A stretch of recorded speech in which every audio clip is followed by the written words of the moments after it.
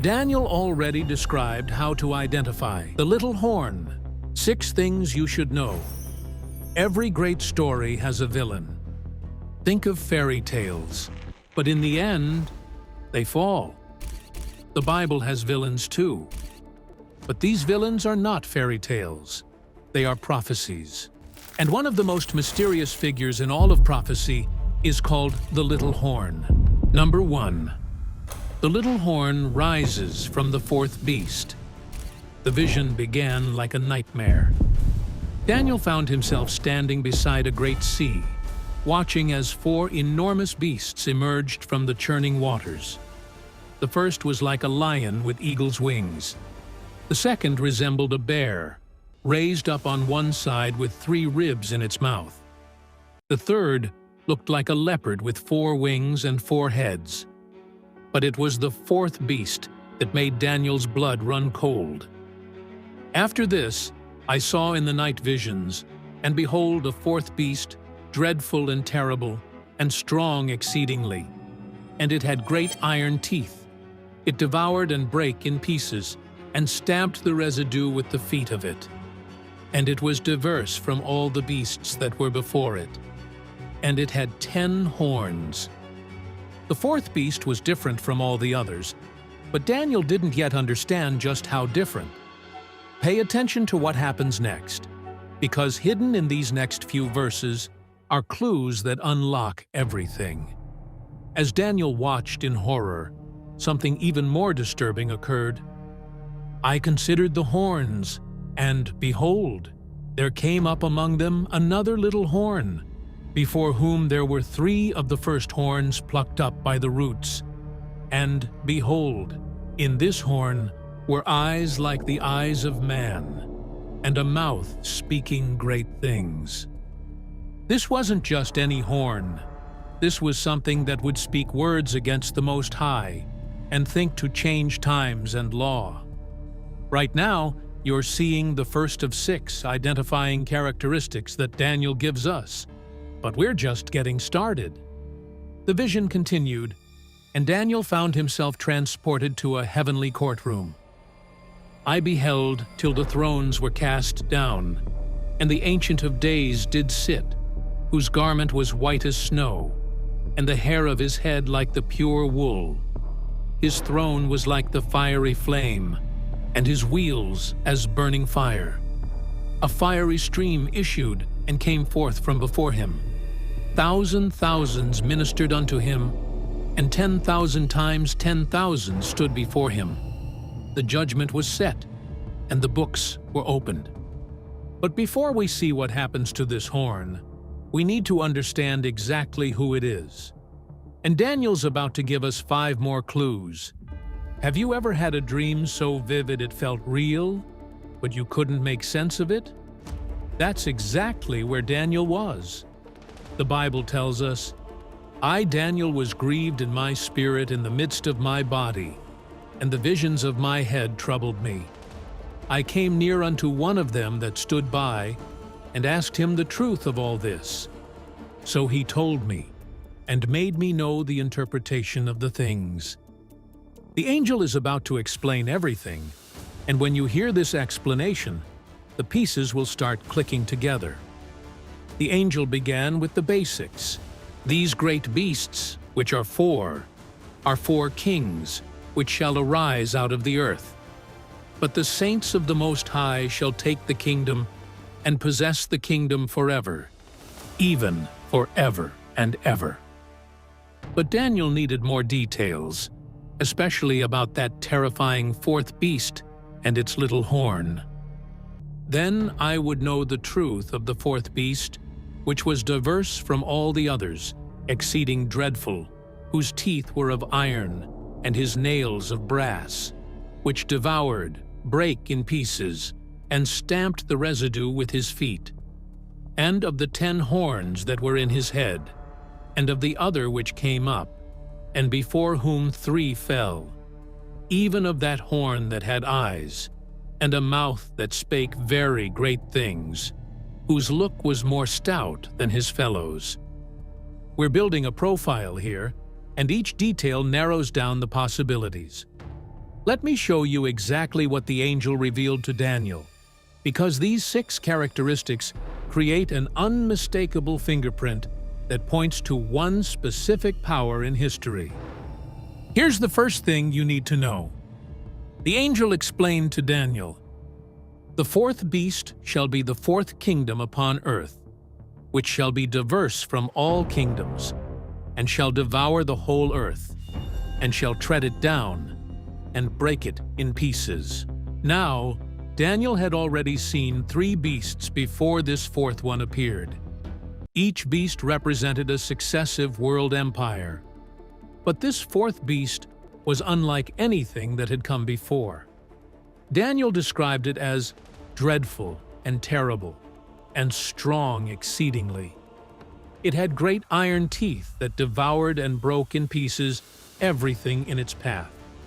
This wasn't just another kingdom. This was a military machine that would crush all opposition. History confirms that this 4th beast represents Rome, the Iron Kingdom that conquered and ruled the known world. No empire in history matches the description of this 4th beast like Rome does. Rome's military might was legendary. Its iron legions marched across Europe, Africa, and Asia, bringing the entire Mediterranean world under its dominion. The Roman Empire reached its greatest extent under Emperor Trajan around 117 AD, stretching from Britain to the Persian Gulf, from the Rhine River to the Sahara Desert. At its peak, it controlled approximately 2.3 million square miles and ruled over an estimated 65 million people. No wonder Daniel was terrified by this vision. He was seeing the rise of the most powerful empire the world had ever known. But here's where it gets interesting. This isn't talking about ancient Rome at its height. The timing is all wrong for that. The little horn doesn't emerge during Rome's golden age under Augustus or Trajan. It doesn't appear during the Pax Romana, when Roman power was at its zenith. Instead, the little horn rises from the remnants of Rome, after Rome has been weakened and divided. Not from Rome's strength, but from Rome's weakness. Not from its unity, but from its division. This is crucial to understanding the identity of the little horn, because it means we're not looking for a military power that arose during Rome's heyday. We're looking for a different kind of power, one that could fill the vacuum left by Rome's collapse. Keep this detail in mind, because when we get to number 4, you'll see why the timing matters so much. The little horn's emergence after Rome's division is the key to identifying exactly when this power would rise to prominence. Number 2. The little horn comes up among 10 horns. The angel continued, "And the 10 horns out of this kingdom are 10 kings that shall arise, and another shall rise after them, and he shall be diverse from the first, and he shall subdue 3 kings." This is absolutely crucial, and here's why. The little horn doesn't arise in isolation somewhere else in the world. It emerges specifically among the 10 kings that come from the 4th beast, Rome. This geographical and political specificity is remarkable.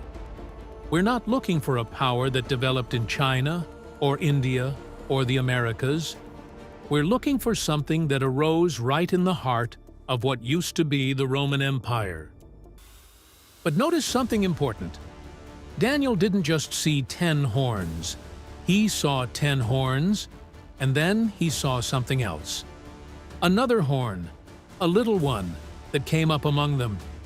The word "among" in the original language suggests rising up from the same geographical region, emerging from the same political situation, but being fundamentally different in character. This little horn wouldn't be just another barbarian kingdom established through military conquest. It would be something diverse, something different, and it would arise right there in the heart of Europe, among these 10 divisions of Rome. We're building a profile here and each detail narrows down the possibilities. We're looking for a power that emerged geographically among the 10 kingdoms of Western Europe, but was fundamentally different in nature from those military political kingdoms. Number 3. The little horn destroys 3 kings. This is where the prophecy becomes incredibly specific. I beheld, and the same horn made war with the saints, and prevailed against them.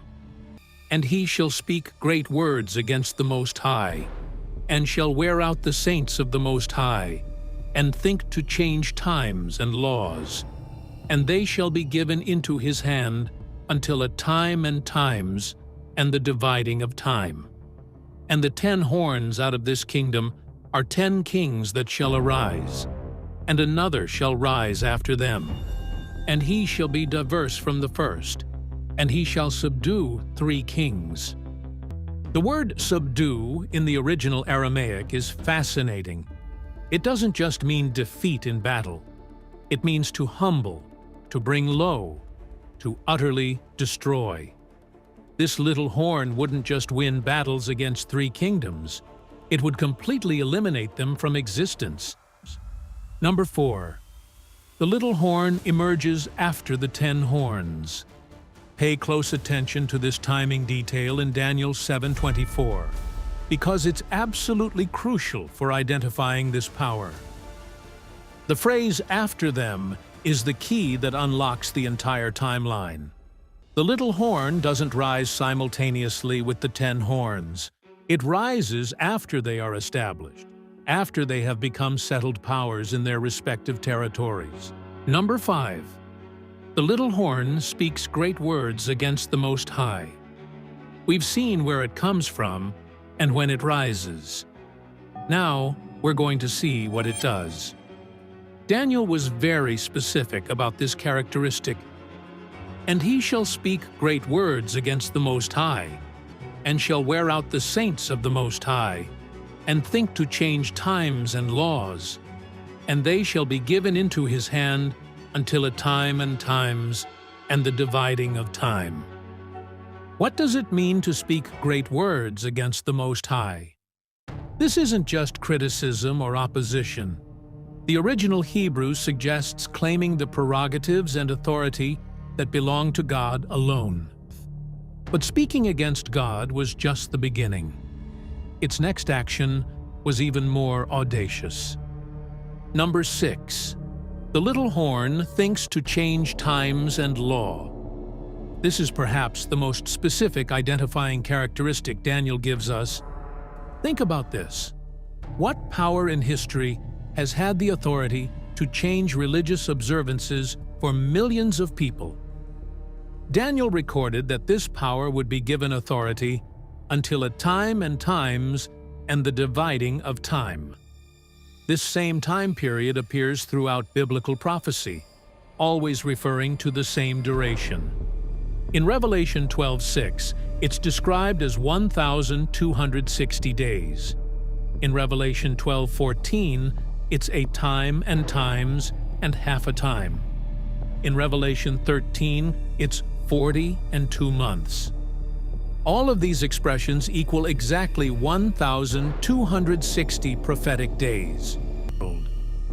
And the third angel followed them, saying with a loud voice, "If any man worship the beast and his image, and receive his mark in his forehead or in his hand, the same shall drink of the wine of the wrath of God, which is poured out without mixture into the cup of his indignation. And he shall be tormented with fire and brimstone in the presence of the holy angels, and in the presence of the Lamb." But there's also hope in these prophecies. Daniel saw that despite the little horn's persecution of God's people, they would ultimately be vindicated. But the judgment shall sit, and they shall take away his dominion, to consume and to destroy it unto the end. And the kingdom and dominion and the greatness of the kingdom under the whole heaven shall be given to the people of the saints of the Most High, whose kingdom is an everlasting kingdom, and all dominions shall serve and obey him. God's people will be preserved through the tribulation. Those who remain faithful to God's truth, who refuse to accept human traditions over divine commands, will inherit the eternal kingdom. Daniel's vision wasn't given to frighten us, but to prepare us. By understanding these prophecies, we can recognize the signs of the times and make informed decisions about our eternal destiny. Daniel gave us 6 identifying characteristics of the little horn. First, it rises from the 4th beast, the Roman Empire. Second, it comes up among 10 horns, the 10 divisions of Rome. Third, it destroys 3 kings, the Vandal, Heruli, and Ostrogoth kingdoms. Fourth, it emerges after the 10 horns are established, rising to power in 538 AD. Fifth, it speaks great words against the Most High, claiming divine prerogatives. Sixth, it thinks to change times and law, altering the Sabbath and other divine ordinances. Daniel warned us, when you see these 7 signs, it's already too late. What if I told you the world isn't falling apart by accident? That everything happening, from chaos in government, to wars, to technology going wild, was predicted? What if I told you the book of Daniel gives us 7 clear signs? And when you see them, it's already too late. Number 1, a covenant confirmed with Israel. Imagine the world on the edge, not just the edge of war, not just the edge of economic collapse, but the edge of a new world system. A crisis is brewing. Chaos is building. And in the middle of it all, one man steps forward. He doesn't come with armies. He doesn't shout or wave flags. He comes with a document, a promise, a peace treaty. And the world listens. Why? Because this covenant he offers sounds like the answer we've all been waiting for. And he shall confirm the covenant with many for 1 week. That's Daniel 9:27. It may be the most important verse in all of Bible prophecy, because according to Daniel, this covenant starts the clock. The moment it's confirmed, the final 7 years before the return of Christ begin. Not maybe, not possibly. It begins. And once it begins, nothing will stop it. No elections, no protests, no negotiations. The countdown is locked in. So what is this covenant? Who confirms it? And what does it mean for you? Let's walk through it, step by step. Let's break this down. First, the he in this passage is not just any man. It's the coming Antichrist. He will confirm an existing one. That word confirm in Hebrew implies something already in play. A treaty, an agreement, perhaps even a set of peace talks already underway. And it will involve many. This won't be just any peace deal. This will be the most celebrated deal in human history. And it will do what no agreement has ever done. It will allow the rebuilding of the Jewish temple in Jerusalem. That's right. That holy site that has been in the middle of centuries of conflict, it will suddenly be open for construction. And the Jews will begin to offer sacrifices again, just like in the Old Testament. To the world, this will seem like a religious revival. To heaven, it will be a final warning. Let's pause, because here's the part that sends chills down your spine. The stage is already being built. Did you know? The Temple Institute in Jerusalem already has blueprints for the Third Temple. They have trained priests. They have built altars, prepared utensils, even bred red heifers. The high priest of Israel is now ready. Reports are coming in that Rabbi Baruch Kahan is now appointed as the high priest. But here's what will shock you. In ancient Israel, the high priest was the most important spiritual leader. He was the one who entered the Holy of Holies, the sacred room in the temple, once a year on Yom Kippur. He carried the sins of the people before God, asking for forgiveness. The temple was destroyed in 70 AD, and the high priest's role vanished. For 2 millennia, this sacred position has been empty. But what if I told you some people believe the temple is about to return, and with it, the high priest? Rabbi Baruch is a scholar, a teacher, and a man deeply connected to Jewish tradition. Some reports say he's been named as a potential high priest by the Sanhedrin, a group of Jewish leaders trying to revive ancient practices. The Sanhedrin are serious about preparing for the Third Temple. They believe Rabbi Kahan could be the one to lead sacrifices and prayers if the temple is rebuilt. Here's what most people don't realize. This isn't just talk. The Sanhedrin has already trained priests, made sacred vessels, and even practiced animal sacrifices. They're ready. They have built altars, prepared utensils, even bred red heifers. There was a lot of excitement around the world when 5 red heifers arrived in Israel. Why would cows cause global excitement? The answer will astound you. According to the Jerusalem Post, a Christian farmer from Texas had raised and shipped 5 unblemished red heifers, which were then delivered to the Temple Institute in Jerusalem. These heifers were inspected and approved by Jewish rabbis. Upon their arrival, a group of about 300 people welcomed them, with one person blowing the shofar, a horn used in Jewish ceremonies. In Judaism, the arrival of a red heifer signifies the coming of the Messiah. Christians and Jews agree something massive is about to happen. In accordance with Judaistic customs, only 9 perfect red heifers were used between the time of the tabernacle to AD 70, when the Roman soldiers destroyed the Second Temple. The possible arrival of a 10th perfect red heifer brings hope for the Messiah's appearance and the reconstruction of the temple. 9 in history. Now we have 5 candidates for number 10. Believed that the 10th animal would only be found and sacrificed when King Messiah was ready to appear. What if the Messiah they're expecting isn't who they think it is? We're not just reading ancient prophecy, we're watching it unfold in real time. Rabbi Baruch Kahane may be about to step into the most significant role in 2,000 years. The temple may be about to rise, and the final 7 years may be about to begin. The question isn't whether these prophecies will be fulfilled. The question is, when they are, will you be ready? Number 2. The daily sacrifice is stopped. Imagine this. Jerusalem is alive with activity. A new temple stands on the Temple Mount. Levites in sacred garments move through the courts. Priests perform daily sacrifices once again. Smoke rises from the altar. Shofars blow. The rhythm of ancient worship returns. And for the first time in over 2,000 years, Israel is practicing what the Bible calls the daily sacrifice.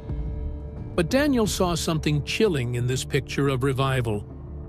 And in the midst of the week, he shall cause the sacrifice and the oblation to cease. Daniel 9:27.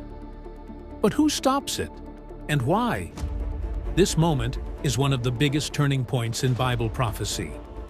It doesn't begin with chaos, it begins with peace. 3.5 years in, Israel wakes up, ready for their morning offering. The priests are dressed, the fire is lit, the lamb is prepared, but the doors are locked. And standing in the holy place is not a priest. Who is he? This is the Antichrist, the one who confirmed the covenant, the one who looked like a savior, but now reveals himself as a deceiver.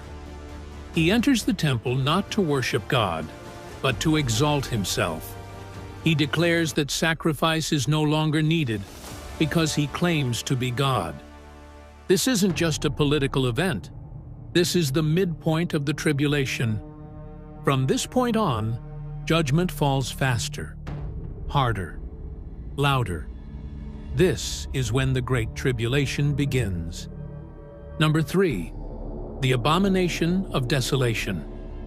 What if Jesus himself warned us about an event so terrifying that when it happens, people should literally drop everything and run for their lives?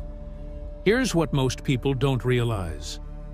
Jesus clearly referenced a future event in Daniel 9:27 when speaking about the Abomination of Desolation. But here's where it gets interesting and disturbing. In Matthew 24:15-16, Jesus says, "So when you see the abomination of desolation, the appalling sacrilege that astonishes and makes desolate, spoken of by the prophet Daniel, standing in the holy place, let the reader understand. Then let those who are in Judea flee to the mountains for refuge."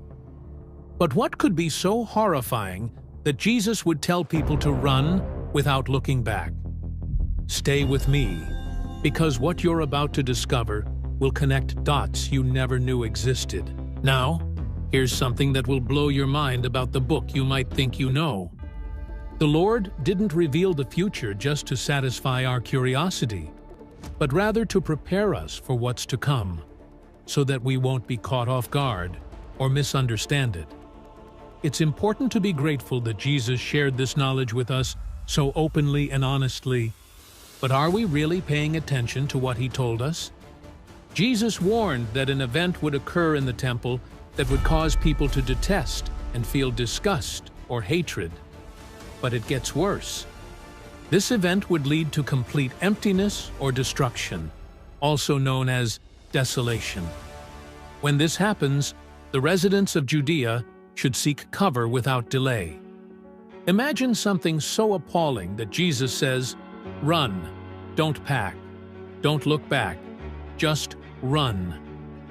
Different translations refer to this event as the abomination that causes desolation, the sacrilegious object that causes desecration, or that horrible thing. The Amplified Bible explains that the abomination of desolation is the appalling sacrilege that astonishes and makes desolate. But there's more to this story, much more. Now, let me take you back in time to unlock a mystery that's been hidden for centuries.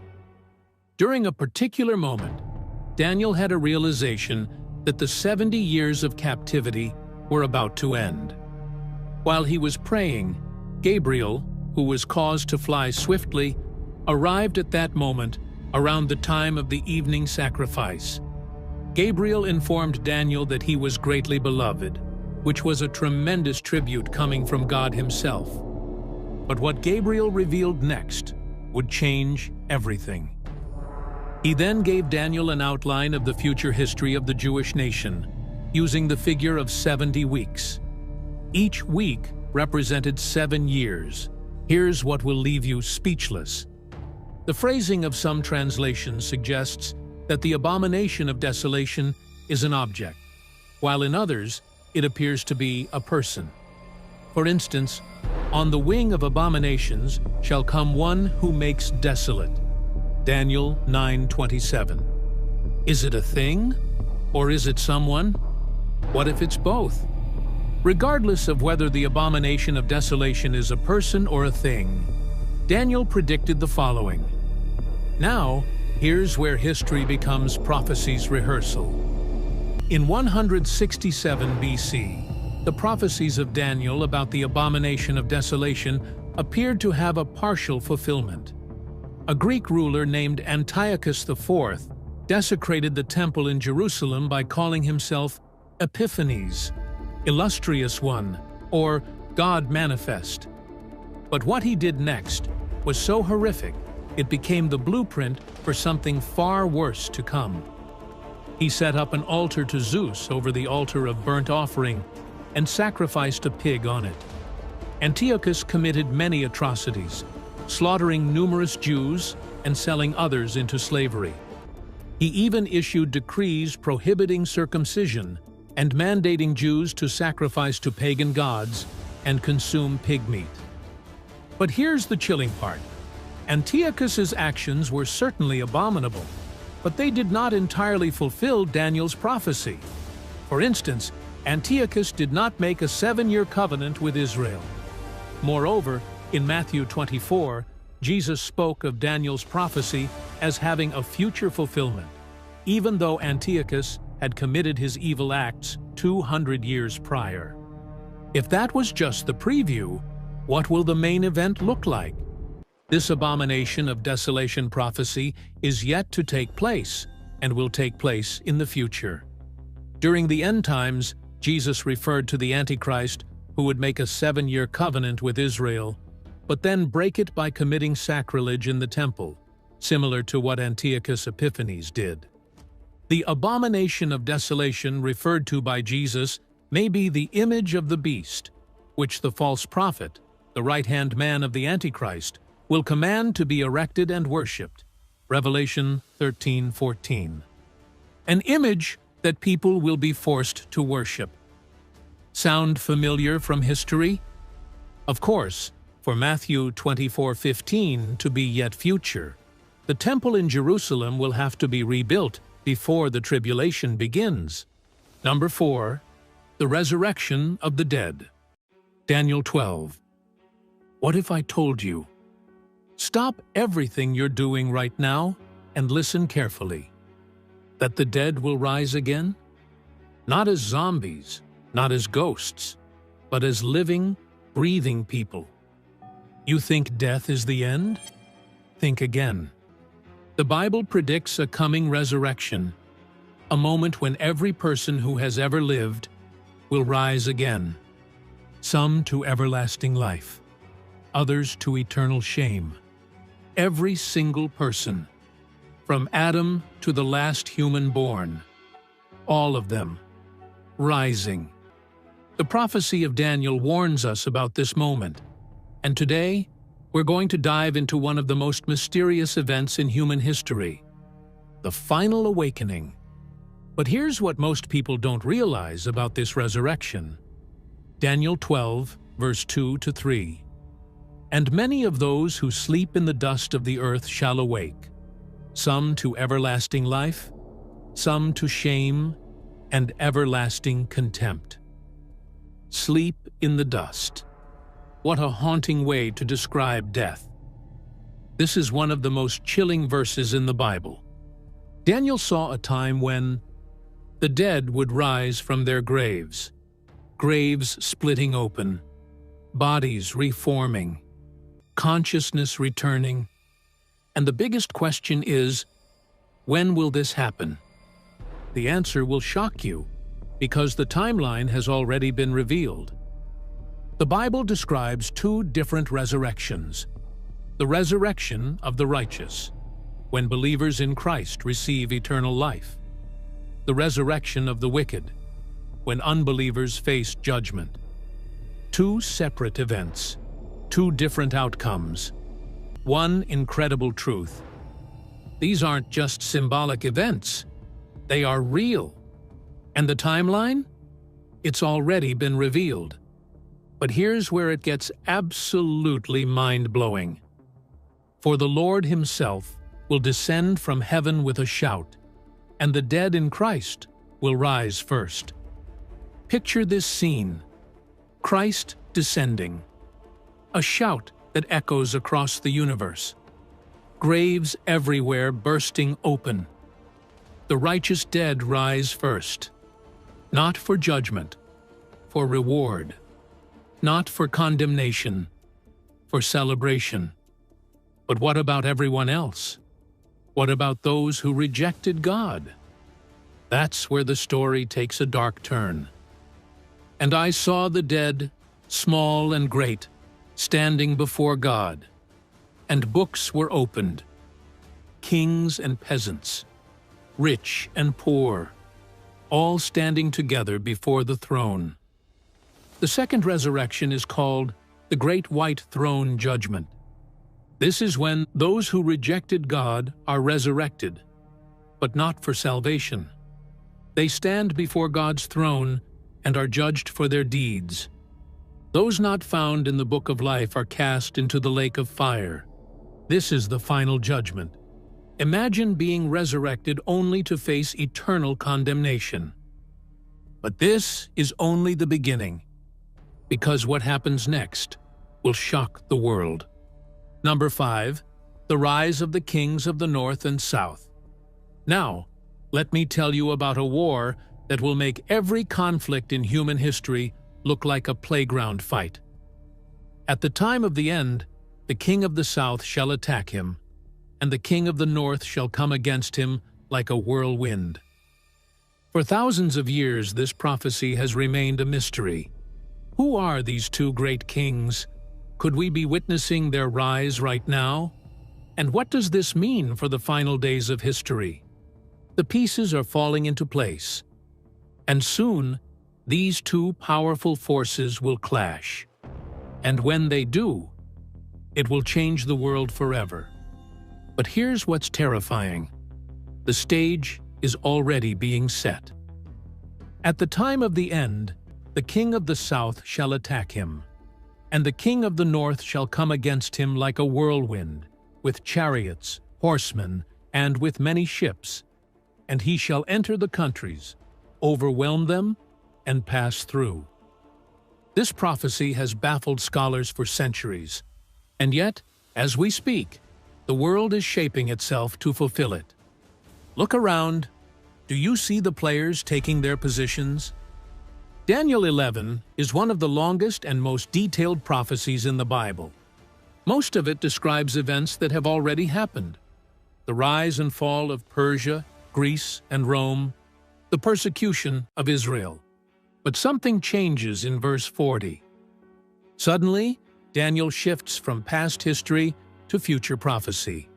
And that's where things get interesting and terrifying. This is not just a regional conflict. This is a global power struggle. And the Bible tells us exactly what will happen. The king of the South will strike first.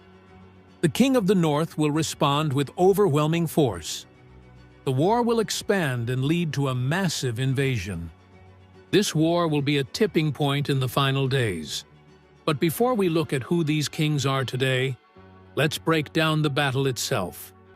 What you're about to discover will connect current events in ways that will amaze you.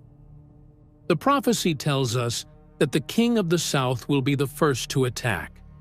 But what does that mean?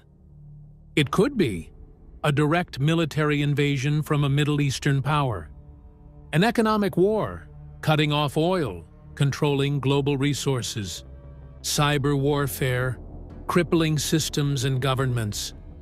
However it happens, this attack will provoke a massive response. And when the king of the North retaliates, it will be like a whirlwind. Think about that word. Whirlwind. Sudden. Devastating. Unstoppable. The Bible describes this counterattack as a whirlwind. This is not a slow, drawn-out war. This is a lightning-fast, overwhelming takeover.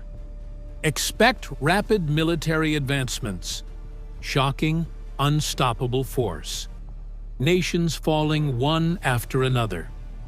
This war will not be normal. It will be swift, brutal, and world-changing. But here's the part that should terrify world leaders. The prophecy says the king of the North will enter nations, overwhelm them, and pass through. This means he won't just attack, he will invade. He will take over multiple countries with ease. No one will be able to stop him. Could this be the beginning of a global empire? Could this leader be the one we've been warned about? The Antichrist himself? For centuries, Bible scholars have debated the identity of the king of the South.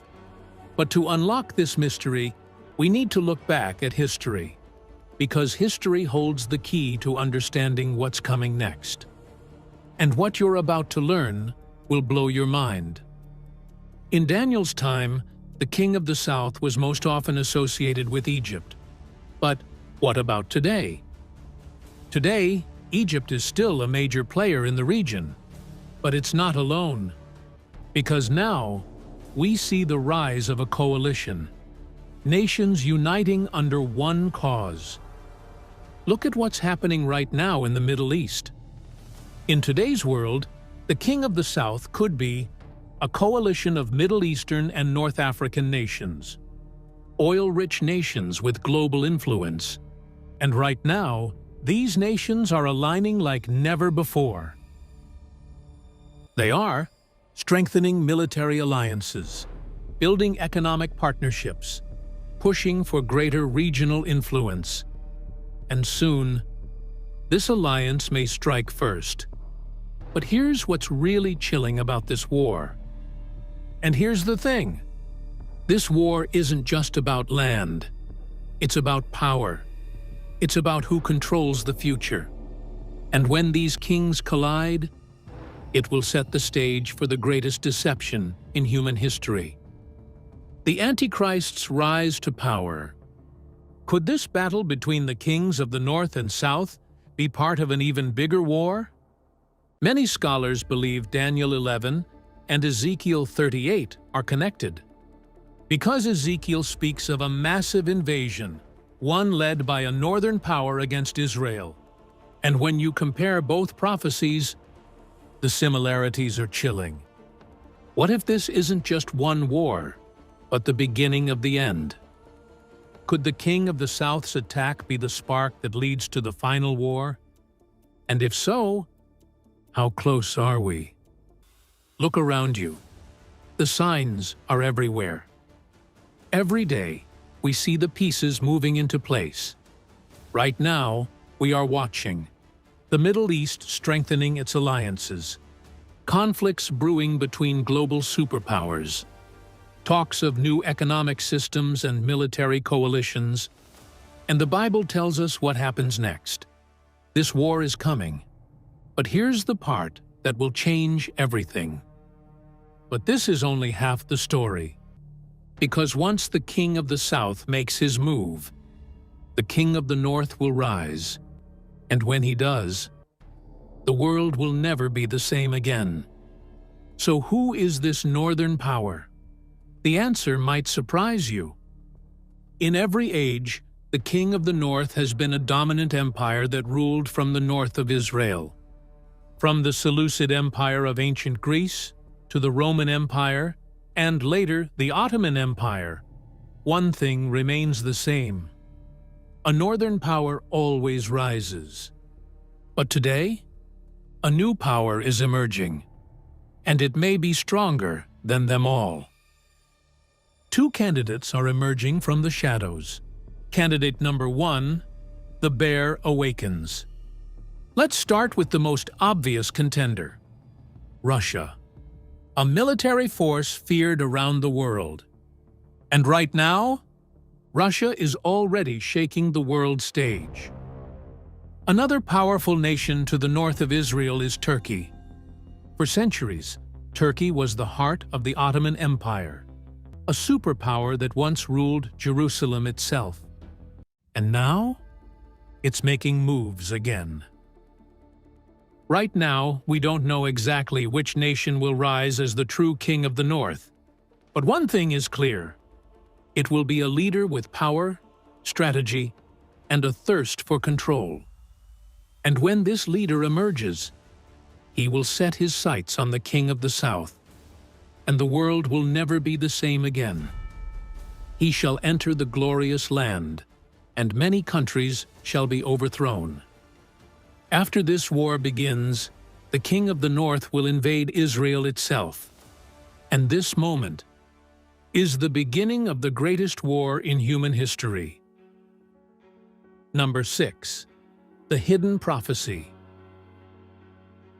The sealed book in Daniel. What secrets are yet to be revealed? Imagine discovering a book so powerful, so mysterious, that even the prophet who wrote it was told to seal it up. A book filled with secrets meant only for a future generation. That's exactly what happened in the book of Daniel chapter 12 verse 4.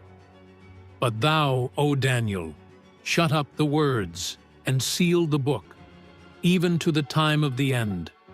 Many shall run to and fro, and knowledge shall be increased.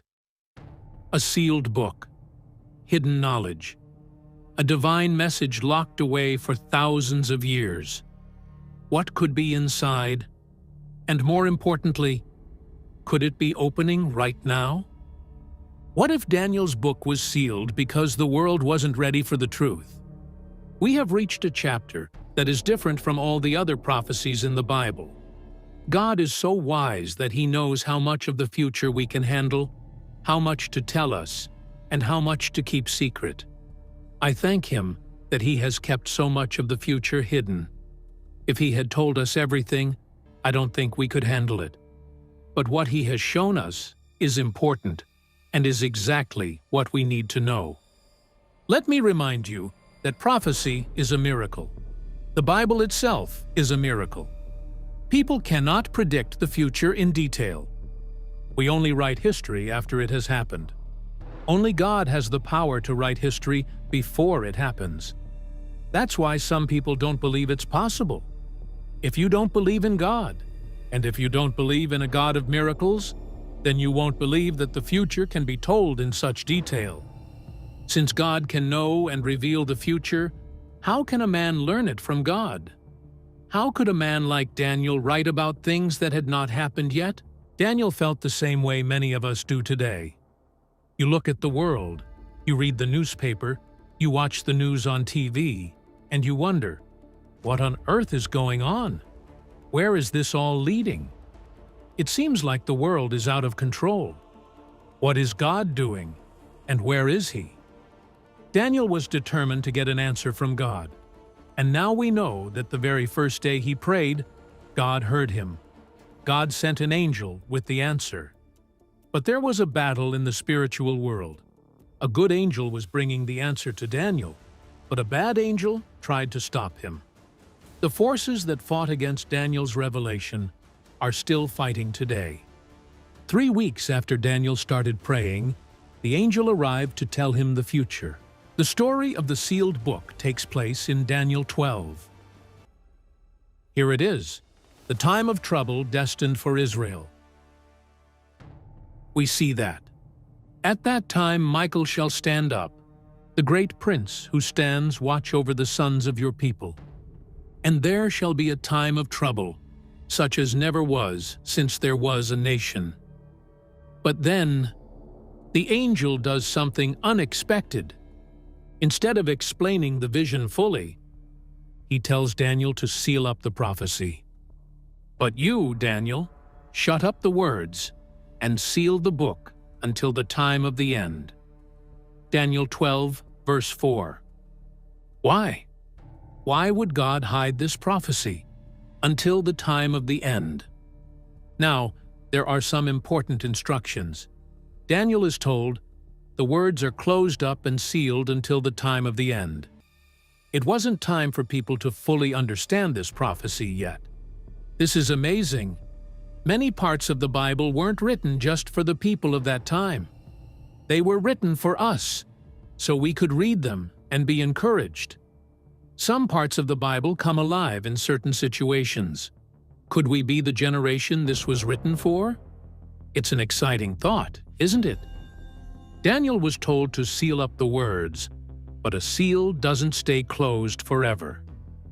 Daniel's prophecy was important in his own time, but one day, at the time of the end, his prophecy would matter even more. That is why it was important to shut up the words and seal the book until the time of the end. Where the Antichrist will come from, according to the Bible. You will be shocked when you find out the 3 strong theories based on biblical principles. Each theory is compelling on its own, but when you see how they could potentially merge into a single figure, well, let's just say it changes everything. Number 1, the European Roman origin. The first theory comes from one of the most detailed prophecies in the entire Bible, and it's been the dominant view among prophecy scholars for centuries. In Daniel chapter 2, we read about King Nebuchadnezzar's dream of a massive statue that represents the succession of world empires. Listen carefully to this description. This image's head was of fine gold, his breast and his arms of silver, his belly and his thighs of brass, his legs of iron, his feet part of iron and part of clay. Daniel 2:32-33. Now, here's where it gets absolutely fascinating. Daniel explains that each metal represents a different empire that will rule the world. The head of gold, that's Babylon.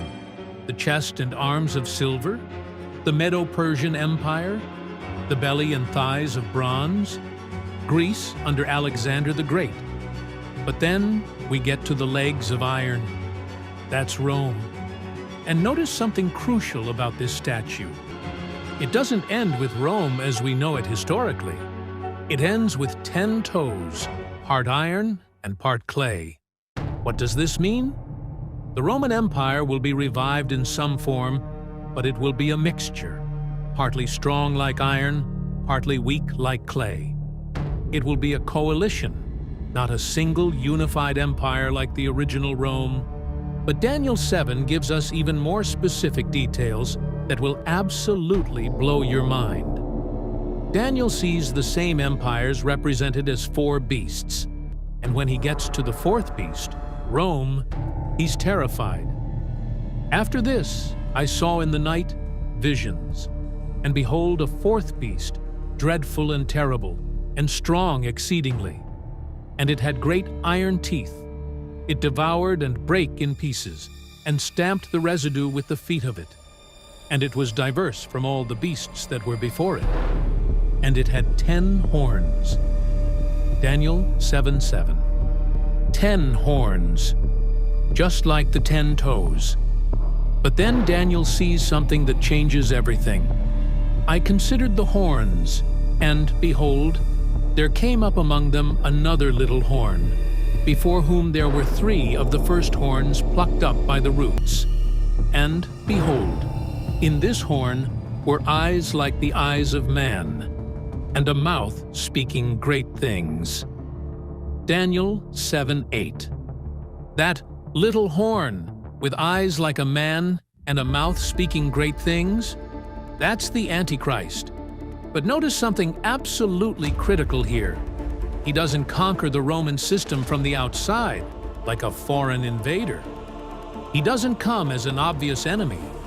He emerges from within the 10-nation Roman Confederation.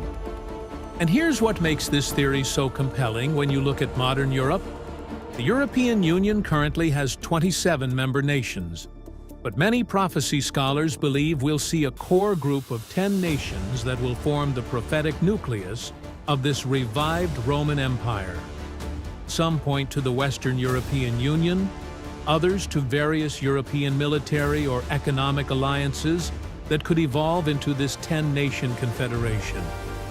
Think about this for a moment. If this theory is correct, the Antichrist won't be some obvious dictator who seizes power through military conquest. He won't be the stereotypical villain that we can easily identify and reject. He'll be a legitimate European political leader who rises through normal democratic processes. He'll be elected, not conquered. He'll be trusted, not feared. He'll be part of the system we already recognize as legitimate international governance. Scholars like John F. Walvoord, J. Dwight Pentecost, and Tim LaHaye have argued for decades that this European Antichrist will be a master politician who understands how to work within existing power structures. He'll speak the language of democracy, human rights, and international cooperation. By the time people realize his true agenda, he'll already have consolidated power through completely legal means. But here's where it gets even more intriguing. The prophecy says he will subdue 3 of the 10 kings, not conquer, subdue. This suggests political maneuvering, economic pressure, or diplomatic coercion rather than military action. He's not just a conqueror. He's a brilliant strategist who knows how to neutralize opposition without appearing to be the aggressor. But hold on, because some scholars look at the exact same scriptures and see something completely different. What if we've been looking in the wrong direction entirely? Number 2. The Middle Eastern/Islamic origin. Here's where things get really, really interesting, and why some of the most respected prophecy scholars have completely reconsidered the traditional European view. When the Roman Empire fell in 476 AD, it didn't just disappear. It actually split into two parts centuries earlier. The Western Roman Empire, centered in Rome, collapsed under barbarian invasions. But the Eastern Roman Empire, which we call the Byzantine Empire, continued for another 1,000 years with its capital in Constantinople. Now, here's the detail that changes absolutely everything. That Eastern Roman Empire, which lasted until 1453, encompassed most of what we now call the Middle East. Modern-day Turkey, Syria, Iraq, Jordan, parts of Saudi Arabia, Egypt, all of this was Roman territory for over a millennium. But wait, it gets even more fascinating. When we read in Daniel 9:26 about the people of the prince that shall come, who would destroy Jerusalem and the temple, we automatically assume this refers to the Romans who destroyed Jerusalem in 70 AD. And that's correct. It was Roman legions. But here's the historical detail that most people miss. Those Roman legions were largely composed of Syrian and Arab auxiliary troops, not Italian soldiers. The historian Tacitus records that the 5th and 10th legions that actually carried out the destruction of Jerusalem were recruited primarily from Syria and the surrounding regions. So the people who literally fulfilled Daniel's prophecy about destroying the city and sanctuary were Middle Eastern, not European. If the Antichrist comes from the people who destroyed Jerusalem, wouldn't that point to a Middle Eastern origin rather than a European one?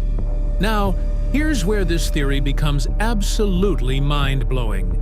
In Islamic eschatology, there's a figure called the Mahdi, a prophetic leader who Muslims believe will appear in the end times. And the parallels to biblical prophecy about the Antichrist are absolutely stunning. According to Islamic tradition, the Mahdi will unite the entire Muslim world under his leadership, establish global justice and eliminate oppression, rule from Jerusalem, perform miraculous signs that prove his divine calling. Sound familiar? Some scholars like Joel Richardson, Walid Shubat, and Mark Hitchcock argue that the biblical Antichrist and the Islamic Mahdi are the same person, a charismatic Middle Eastern leader who will unite the Islamic world and then use that platform to deceive the rest of the world. Think about the current geopolitical situation. There are nearly 2 billion Muslims worldwide, spread across dozens of nations. They're waiting for the Mahdi just as Christians are watching for the Antichrist. What if Satan's plan is to give them both in the same person? What if the Antichrist emerges from the Islamic world with claims of being the Mahdi, but with enough international credibility to also appeal to the secular West? But there's still a third theory that might be the most shocking of all. What if the Antichrist doesn't just need to deceive Christians and Muslims? What if his most important target is the Jewish people themselves? Number 3, the tribe of Dan, Jewish bloodline theory. This third theory is going to absolutely blow your mind. And it might be the most disturbing of all because it hits closest to home for those who think they'd never be deceived. What if the Antichrist comes from within the Jewish people themselves? Let me start with something that should immediately grab your attention. Open your Bible to Revelation 7, where John lists the 144,000 servants of God who are sealed from each tribe of Israel. This isn't just a casual list, this is God's end times protection for his chosen people. Go ahead and count them with me. Judah, Reuben, Gad, Asher, Naphtali, Manasseh, Simeon, Levi, Issachar, Zebulun, Joseph, and Benjamin. That's 12 names, right? But wait, Israel had 12 tribes, and one is missing from this list: Dan. The tribe of Dan is completely, conspicuously absent from God's end times protection. Why would God leave out an entire tribe?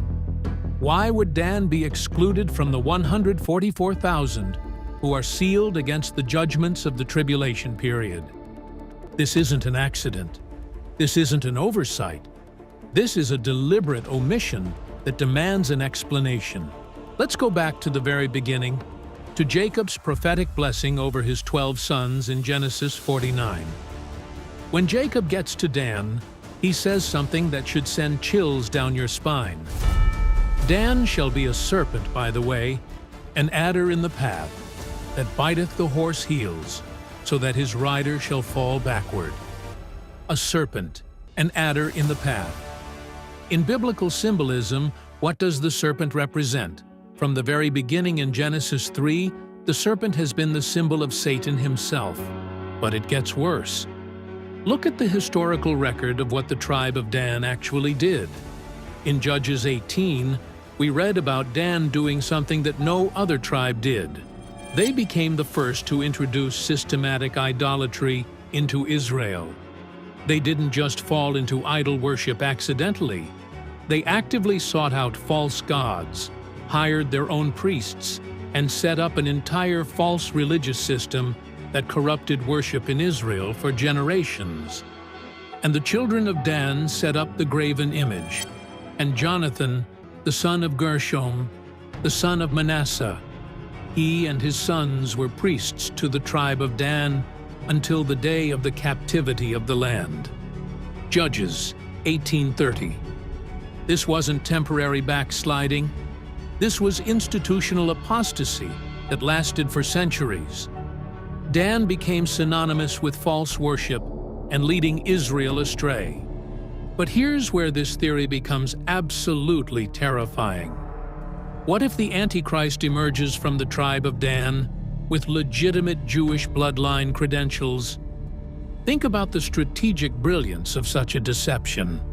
For Orthodox Jews to accept anyone as the Messiah, he must meet very specific genealogical requirements. He must be able to prove his descent from the tribe of Judah, from the house of David. No Jew who takes Scripture seriously would accept a Messiah who couldn't prove this lineage. The early church father Irenaeus, writing in the 2nd century, specifically taught that the Antichrist would come from the tribe of Dan. He wasn't alone. This view was held by many early Christian scholars who had direct connections to the apostolic tradition. And there's another disturbing detail. In 1 Kings 12:25-30, we read about Jeroboam setting up golden calves for worship. And where does he place one of them? In Dan. The tribe of Dan became associated not just with idolatry, but specifically with counterfeit worship that mimicked the true worship of God, but led people away from Jerusalem and the true temple. Could the man that Israel hails as their long-awaited Messiah actually be from the very tribe that has historically led them into false worship? Could the tribe that introduced idolatry to Israel be the one to produce the ultimate idol, a false Messiah who will demand worship of himself? But here's the most disturbing part. If the Antichrist comes from within the Jewish community with convincing messianic credentials, he won't just deceive Israel. He'll also deceive many Christians.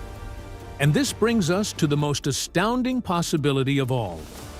What if we don't have to choose between these three theories? What if they're all correct? What if the Antichrist is a figure who somehow embodies elements from all three origins: European political heritage, Middle Eastern religious credibility, and Jewish messianic credentials? Now, here's where all three theories start to come together in ways that will absolutely astound you. How he will fool Israel. The temple deception.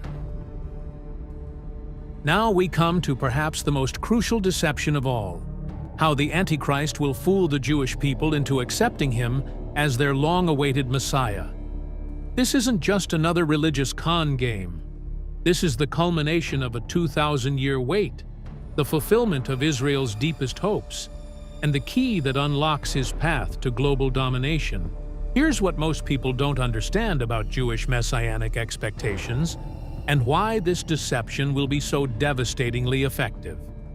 For an Orthodox Jew to accept anyone as the Messiah, that person must meet very specific, non-negotiable requirements that have been established by centuries of rabbinical scholarship and biblical interpretation.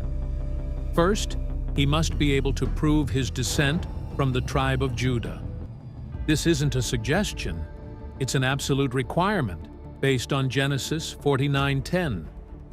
The scepter shall not depart from Judah, nor a lawgiver from between his feet, until Shiloh come, and unto him shall the gathering of the people be. No one outside the tribe of Judah can legitimately claim to be the Messiah. Second, he must be from the house of David. Isaiah 11:1 declares, "And there shall come forth a rod out of the stem of Jesse, and a branch shall grow out of his roots." Jesse was David's father, so the Messiah must be able to trace his lineage directly back to King David himself. Third, he must be able to rebuild the temple and restore the sacrificial system. This expectation is based on passages like Ezekiel 37:26-28. Moreover, I will make a covenant of peace with them.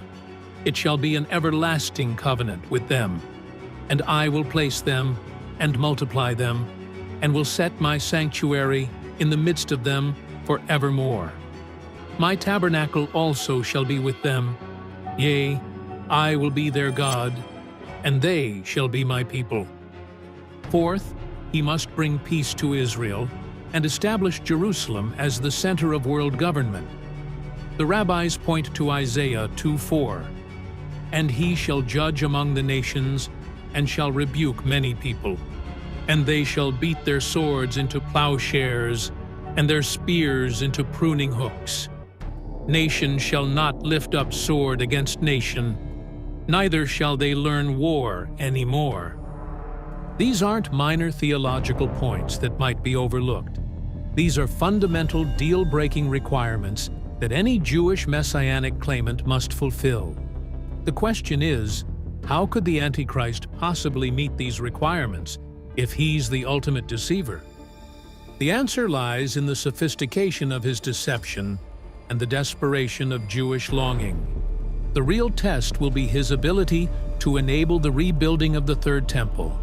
And here's where current events become absolutely fascinating. Right now, today, in Jerusalem, there are organizations that are actively preparing for the rebuilding of the temple.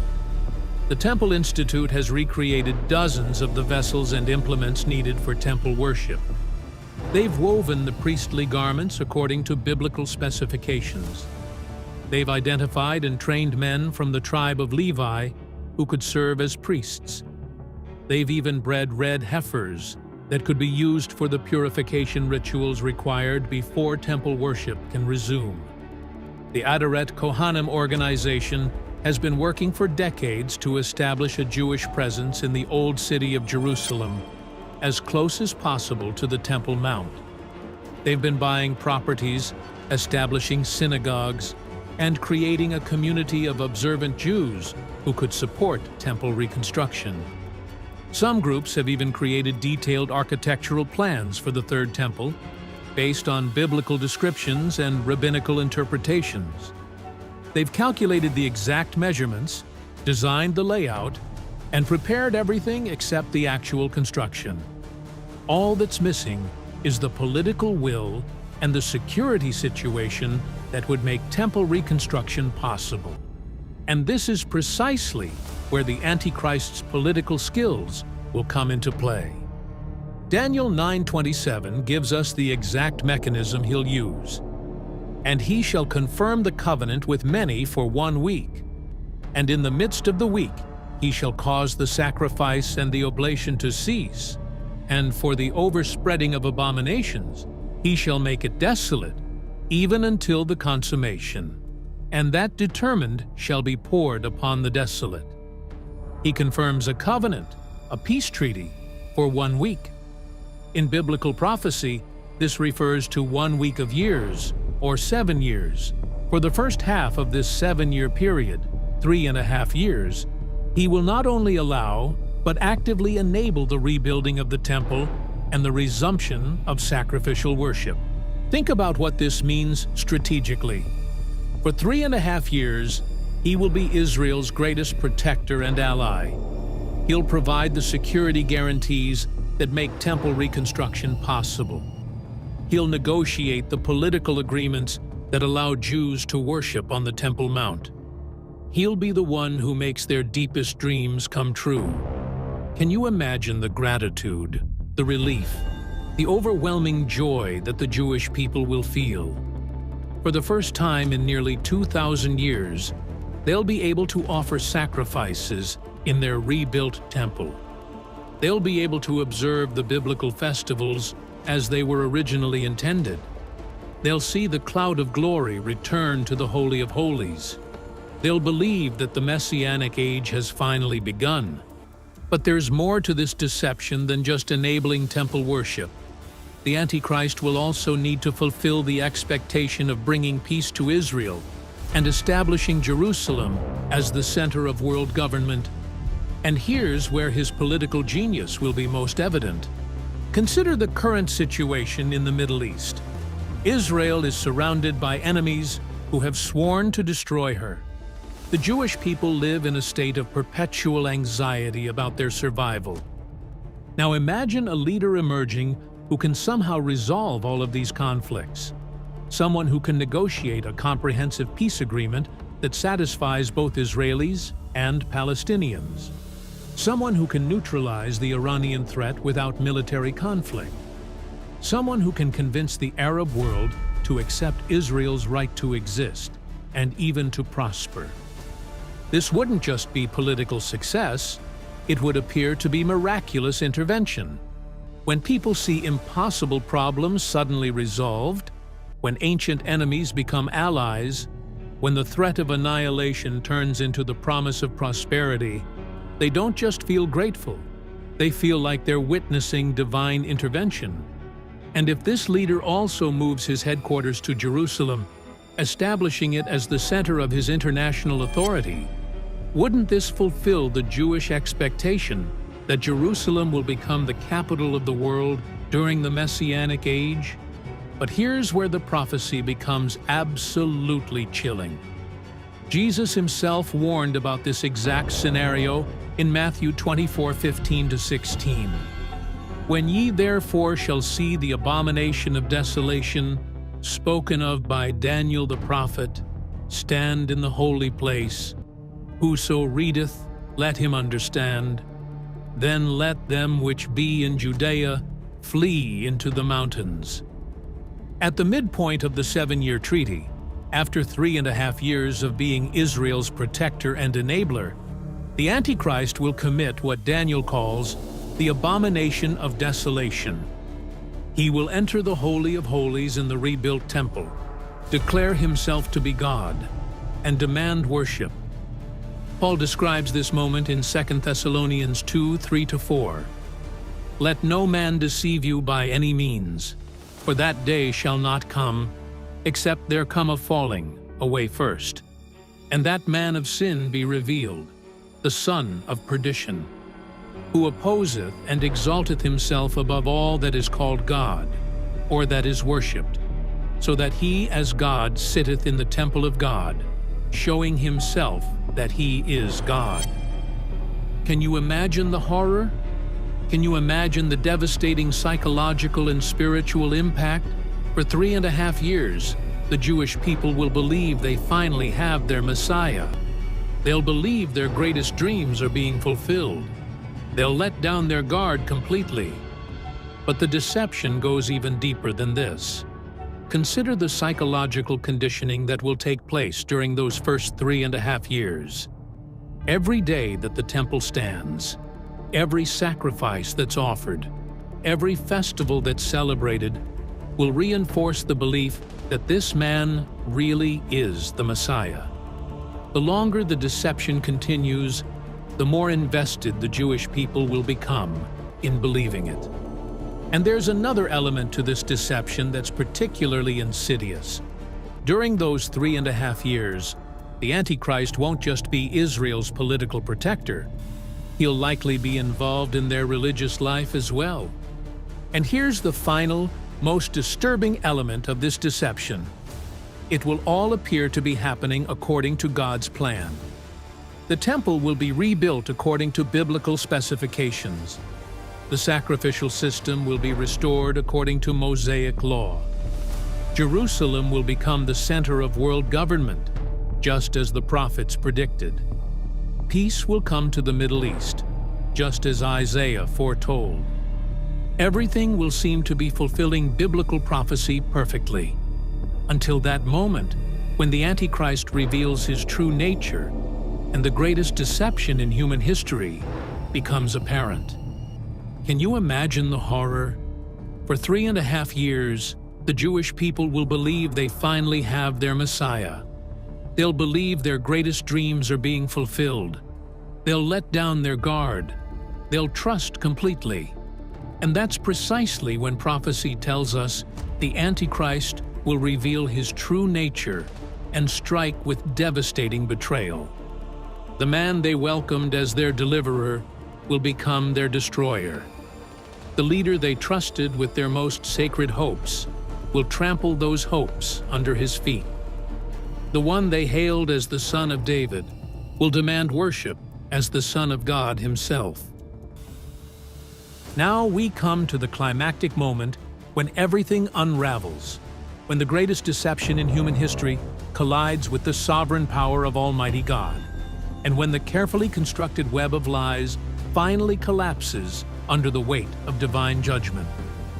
What happens next isn't just the end of the Antichrist's reign.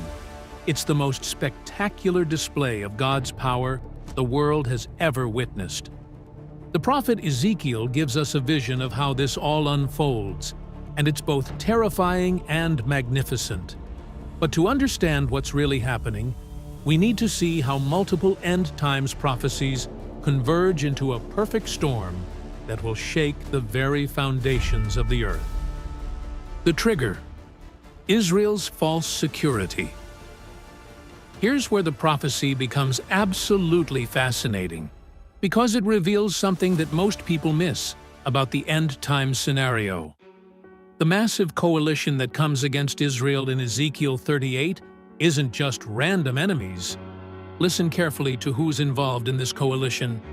Son of man, set thy face against Gog, the land of Magog, the chief prince of Meshech and Tubal, and prophesy against him, and say, Thus saith the Lord God, Behold, I am against thee, O Gog, the chief prince of Meshech and Tubal, and I will turn thee back, and put hooks into thy jaws, and I will bring thee forth, and all thine army, horses and horsemen, all of them clothed with all sorts of armor, even a great company with bucklers and shields, all of them handling swords, Persia, Ethiopia, and Libya with them, all of them with shield and helmet, Gomer and all his bands, the house of Togarma of the north quarters, and all his bands, and many people with thee.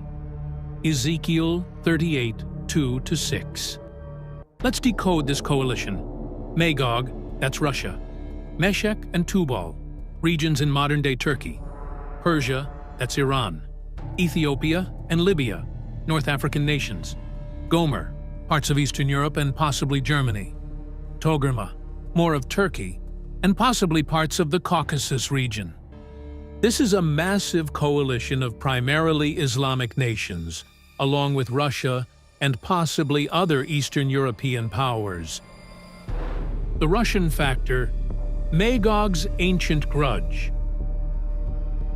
Russia's involvement in this coalition is particularly significant because it represents something deeper than just geopolitical opportunism. Throughout history, Russia has had a complex relationship with both the West and the Middle East. They've been Orthodox Christian, but often at odds with Western Christianity. They've been European, but never fully accepted by Western Europe. They've had extensive involvement in the Middle East, but have often been viewed with suspicion by Islamic nations.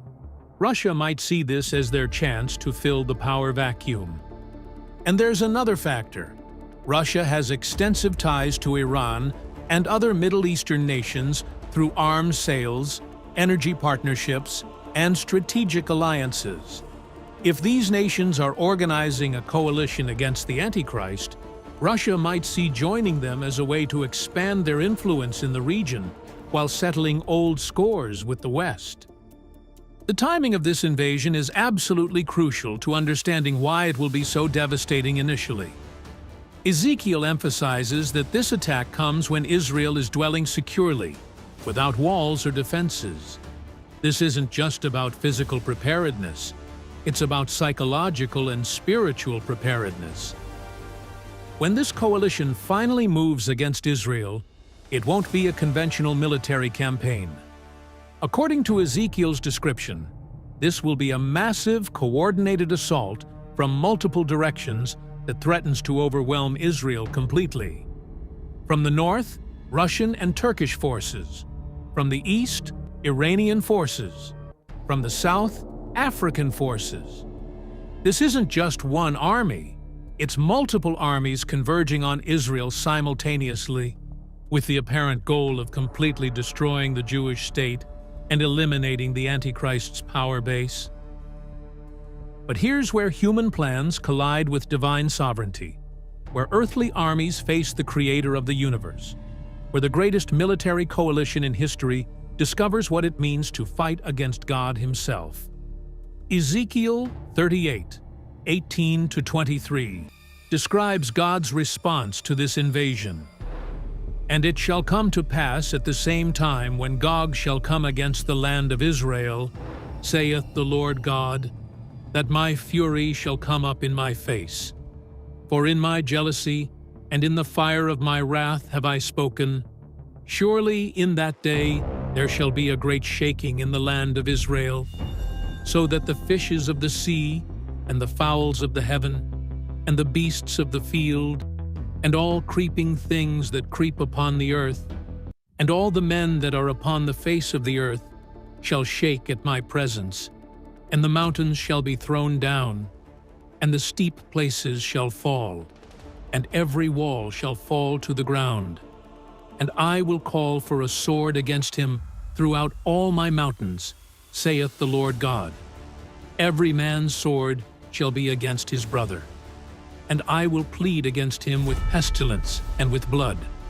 And I will rain upon him, and upon his bands, and upon the many people that are with him, an overflowing rain, and great hailstones, fire, and brimstone. Thus will I magnify myself, and sanctify myself. And I will be known in the eyes of many nations, and they shall know that I am the Lord. This isn't conventional warfare. This is supernatural intervention on a scale that defies human comprehension.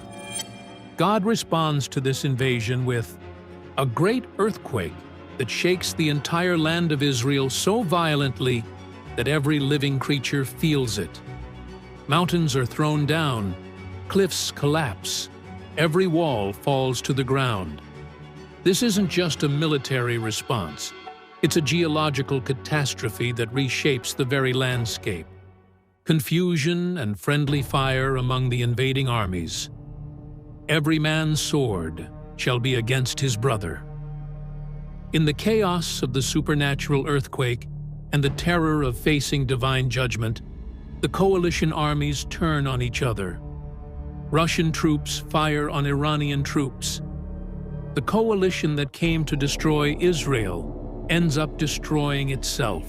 Pestilence and disease that sweep through the invading armies. Supernatural plagues that cause massive casualties among troops who thought they were fighting a conventional war against a small nation. meteorological warfare on an unprecedented scale, overflowing rain and great hailstones, fire and brimstone.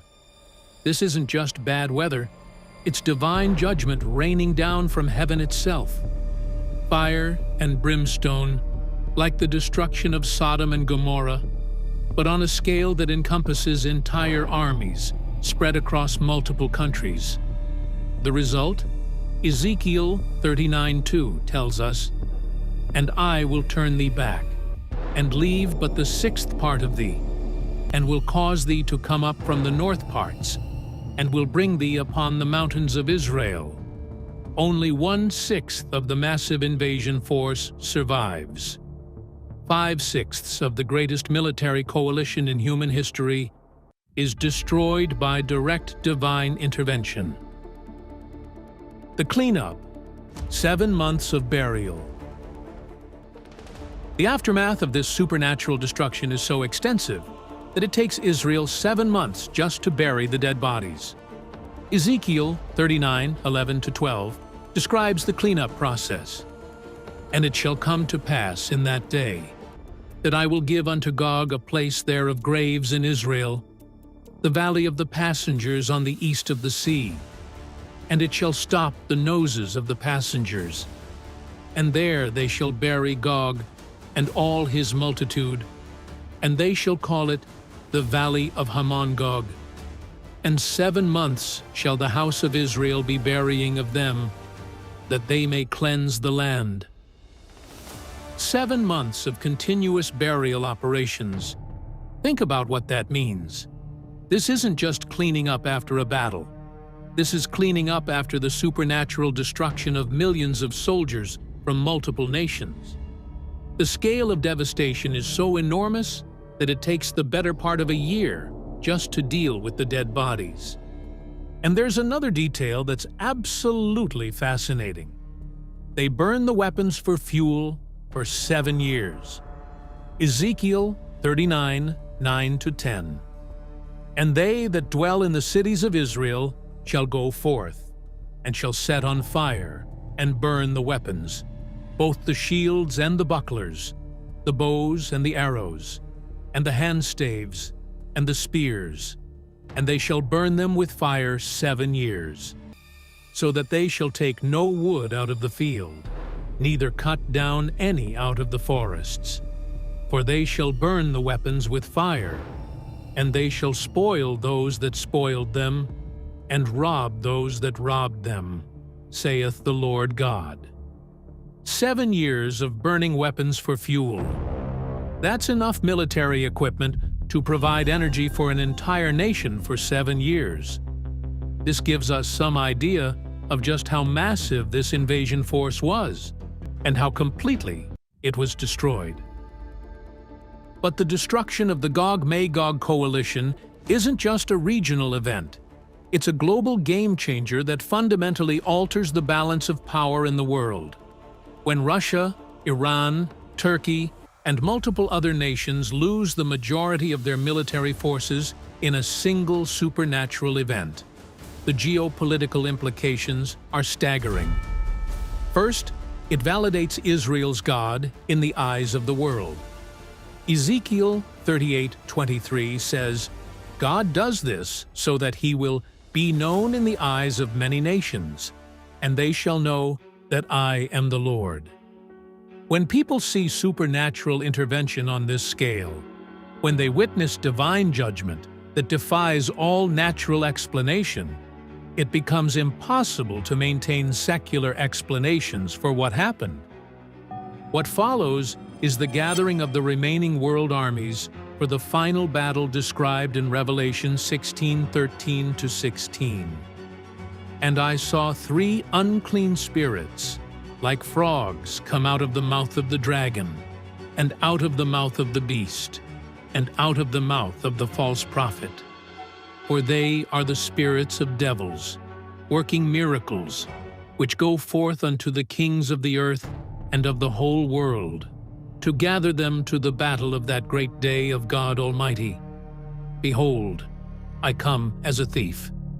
Blessed is he that watcheth and keepeth his garments, lest he walk naked, and they see his shame.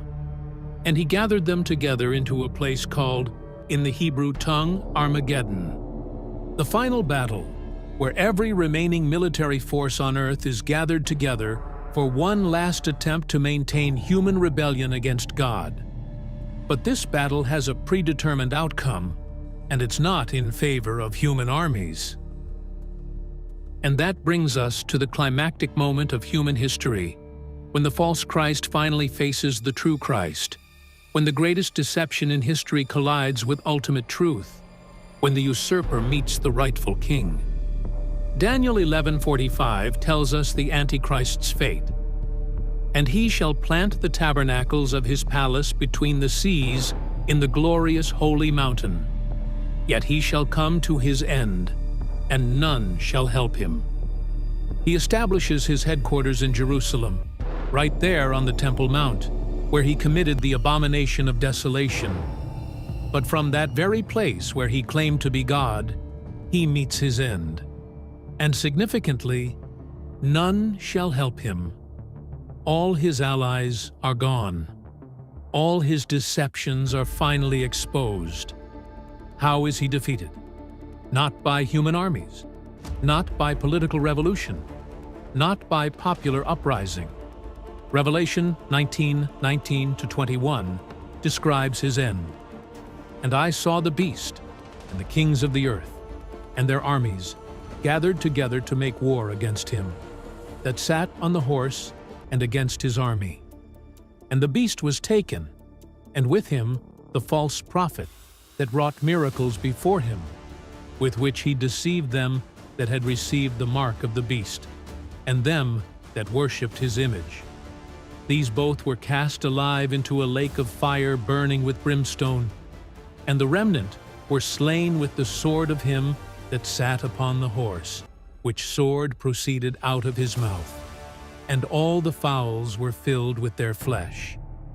The true Christ returns on a white horse, and with nothing more than the word from his mouth, he destroys the greatest military force ever assembled. The Antichrist and the false prophet are captured alive and thrown directly into the lake of fire. No trial, no appeal, no second chances. This is the end of the greatest deception in human history. This is the end of Satan's final attempt to usurp God's throne.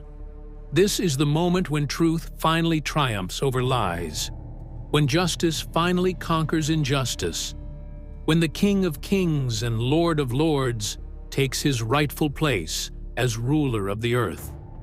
And that victory, that glorious triumph of good over evil, that ultimate vindication of everyone who chose to remain faithful despite the cost.